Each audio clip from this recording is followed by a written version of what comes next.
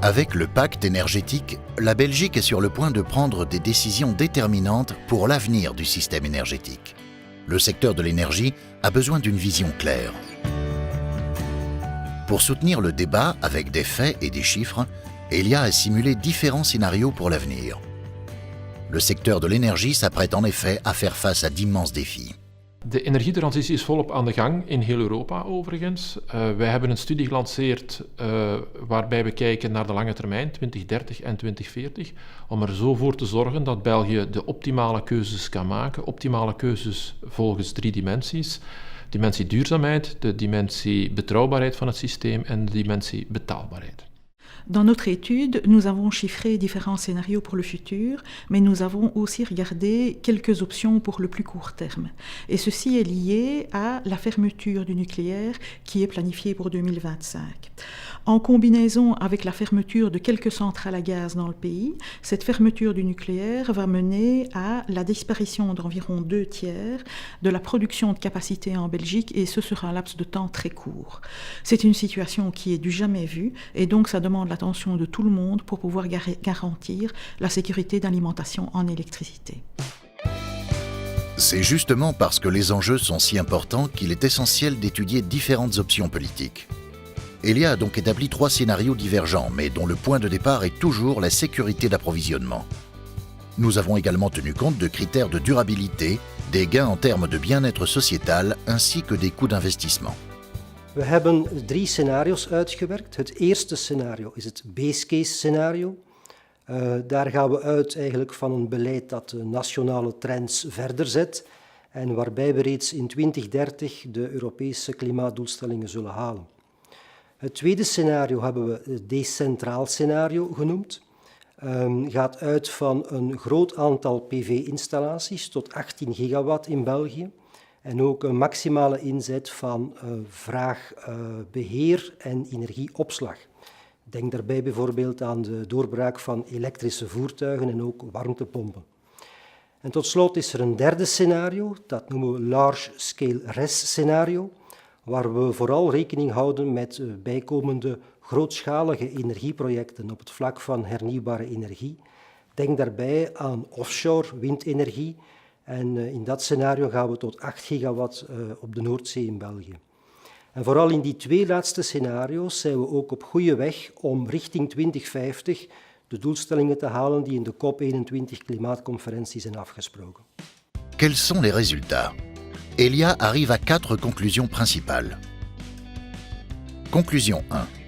À moyen terme, le système électrique belge s'appuie principalement sur un mix de production qui inclut un maximum d'énergie renouvelable, combiné à une capacité thermique flexible et complété par des échanges transfrontaliers via les interconnexions.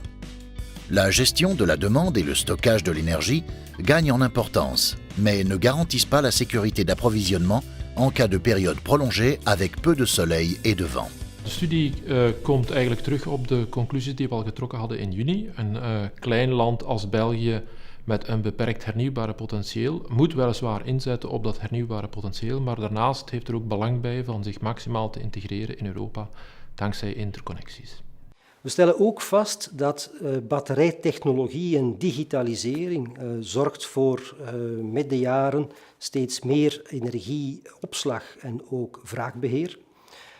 Maar toch zien we in de studie dat die toename van flexibiliteit die daaruit volgt aan het energiesysteem, dat die onvoldoende is om de variabele productie van hernieuwbare energie op te vangen. En ook om de bevoorradingszekerheid te garanderen tijdens langdurige periodes met weinig wind en weinig zon, zoals we bijvoorbeeld hebben tijdens koude golven in de winter. Daarom is de conclusie dat we ook naar de toekomst toe een blijvende nood gaan hebben aan regelbare thermische capaciteit. Conclusion 2. Des interconnexions supplémentaires offrent une solution robuste.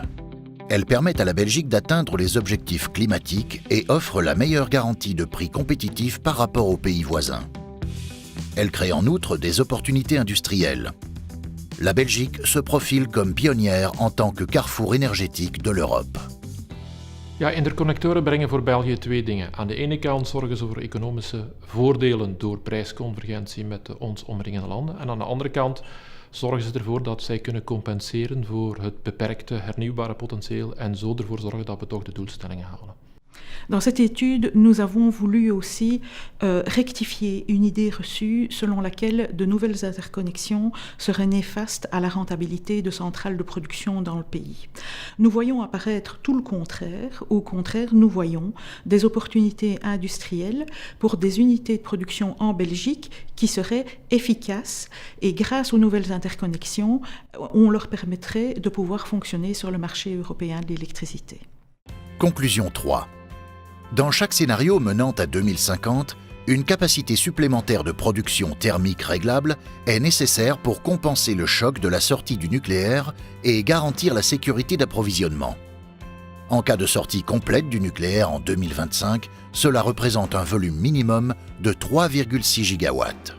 Als we kijken naar de geplande kernuitstap zoals die in de wet staat, samen met de verwachte sluiting van enkele gascentrales, gaan wij nood hebben aan een bijkomende nieuw gebouwde thermische capaciteit van 3,6 gigawatt, wat toch op zich een zeer groot cijfer is en waar we mee zullen moeten rekening houden als we die kernuitstap willen realiseren. Op vandaag zien we geen enkele investering komen die voor de nodige vervangingscapaciteit kan zorgen. Sterker nog, ook na de sluiting van de kerncentrales zien we die vervangingscapaciteit niet vanzelf komen. Uit de analyses van de studie blijkt namelijk dat het huidige marktmodel niet voor de nodige investeringssignalen zal zorgen. Dus we zitten wel echt met een probleem voor België. Nous arrivons ainsi à la quatrième conclusion. Les prix de l'électricité sont assez bas. Le modèle de marché actuel ne peut dès lors pas garantir que la capacité de remplacement nécessaire pour faire face à la sortie du nucléaire en 2025 sera effectivement construite. Le prix de gros de l'électricité est insuffisant pour compenser l'investissement. Als er geen vervangingscapaciteit komt, dan zal er schaarste zijn, zullen er belangrijke prijsstijgingen zijn en zullen we ook op bepaalde momenten belangrijke bevoorradingsproblemen hebben. Als we kijken naar alleen die prijsstijgingen, dan begroten wij die op 1 tot 1,5 miljard euro per jaar voor het land aan toename in groothandelsprijzen.